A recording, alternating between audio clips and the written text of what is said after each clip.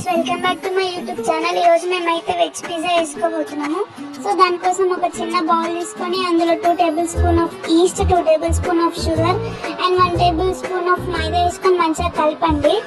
తర్వాత దాంట్లో మనం వామ్ వాటర్ వేసుకొని మంచిగా మిక్స్ చేసుకోండి గైస్. కానీ ఇందులో హాట్ వాటర్ కానీ కూల్ వాటర్ కానీ వేసుకోకండి, ఎందుకంటే మంచిగా ఫర్మెంటేషన్ అవ్వదు.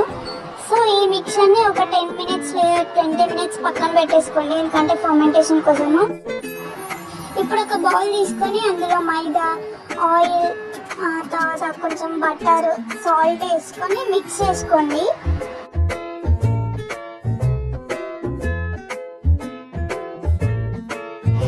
ఇప్పుడు ఇందులో ఇంతకుముందు మనం ప్రిపేర్ చేసుకున్నాం కదా ఈస్ట్ని, చూడండి ఇంత మంచి ఫర్మెంట్ అయింది.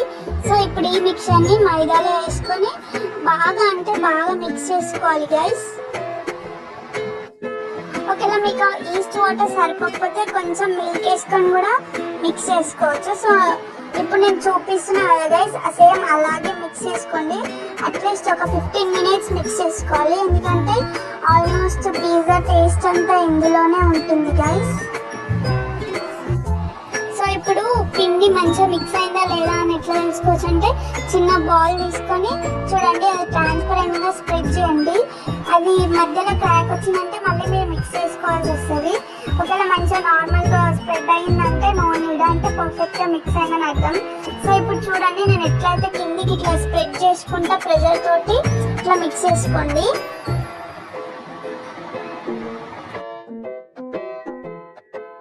సో ఇప్పుడు మనం ప్రిపేర్ చేసుకున్న డౌ ఒక బౌల్లో కింద ఆయిల్ అప్లై చేసి మళ్ళీ డౌ పెట్టి దాని మీద కూడా ఆయిల్ అప్లై చేసి ఎయిర్ పోకుండా కవర్ చేసుకోండి గైస్. 1 అవర్ తర్వాత చూడండి ఇలా అవుతుంది, అంటే డబుల్ సైజ్కి వస్తుంది అనమాట.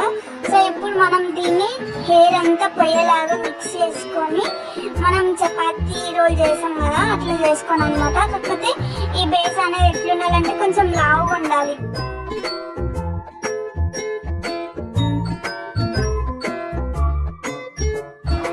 చపాతీ చేసుకున్నట్టు చేసుకుంటే సరిపోతుంది. సో ఇప్పుడు అక్కడ సైడ్స్కి వాటర్ అప్లై చేసి నేను చూపిస్తున్నట్టు ఆ ప్రాసెస్ చేయండి, ఎందుకంటే దానివల్ల చీజ్ అనేది బయటికి లీక్ అవ్వకుండా ఉంటుంది. ఇప్పుడు ఒక ఫోర్క్ స్పూన్ తీసుకొని నేను చూపిస్తున్నట్టు డాట్స్ పెట్టుకోండి.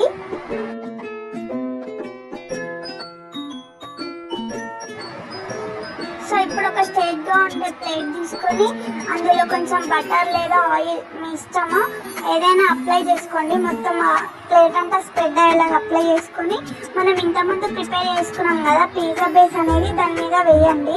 వేసి మనం ఆల్రెడీ 10 మినిట్స్ ప్రీ హీట్ చేసుకున్న ఓవెన్లో ఇంకా 10 మినిట్స్ హీట్ చేసుకున్నాను అనమాట.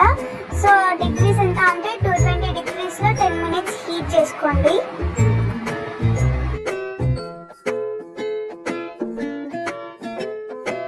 సో ఇప్పుడు ఆల్రెడీ హీట్ చేసుకున్న పిజ్జా బేస్ మీద మంచిగా పిజ్జా సాస్ అనేది ఈవెన్గా స్ప్రెడ్ చేసుకోండి.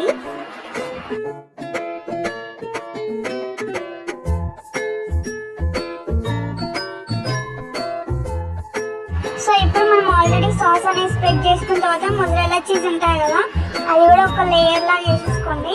తర్వాత దానిపైన ఆనియన్ మంచిగా డెకరేట్గా పెట్టేసుకోండి. తర్వాత బెల్ పెప్పర్స్ అంటారు కదా, అంటే క్యాప్సికమ్, అది కూడా పెట్టేసుకోండి. నేనైతే అది తర్వాతకి క్యారెట్ పెట్టుకుంటా, ఎందుకంటే నా దగ్గర ఎక్కువ వెజిటేబుల్స్ లేకుండే. So carrot పెట్టేసుకుంటా.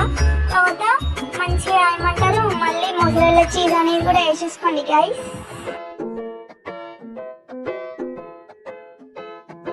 చీజ్ మీ ఇష్టం గైస్, ఎంత అంటే అంత వేసుకోవచ్చు, ఎందుకంటే ఎంత వేసుకుంటే అంత బాగుంటుంది.